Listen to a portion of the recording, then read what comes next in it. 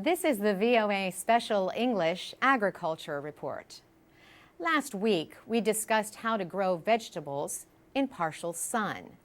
This week, we learn how to protect vegetables from too much sun. Curtis Swift is an extension agent at Colorado State University. He says shading plants from intense sunlight in hot weather can increase production.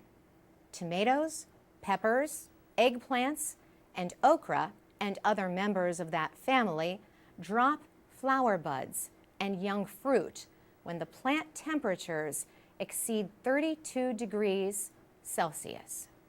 Plants can get sunburn. Yellow spots may appear on their leaves and fruit. These areas can become thin and white as plant tissue is affected. Curtis Swift says shade can help correct these problems. What it does is it actually allows the plant to give off adequate water, which cools the tissue. He suggests shading plants with bed sheets, shade cloth, or brush. In other words, sticks and branches. Cut them about a meter long and stand them in the ground on the south and west sides of plants. Anything you can put over the plant. A lot of people can cut brush at the edge of the field and stick that into the soil on the south and west side of the plant and provide some shade. Curtis Swift says if you use cloth sheeting, suspend it at least 5 centimeters above the plants.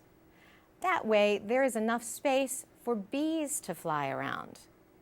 Be careful not to cover plants too closely, which could trap heat and defeat the purpose of shading. People can also buy canopies to shelter their plants. Some canopies have narrow strips of metal or wood to provide either sunlight or shade, depending on the position of the sun. Curtis Swift says shading works with field crops as well as vine crops, like squash. People sometimes plant shrubs or trees to shade their vegetables, but he says tree roots compete with the vegetable roots. The veggies may not get enough nutrients and water. Now, here are a few comments on last week's report about shade growing. Ko from South Korea wrote, "I can't imagine plants in the shade for most of the day without sunshine. That's a really creative idea." Andy in Chile wrote, "This is an interesting article, but you forget that the shadow allows the growth of the fungi."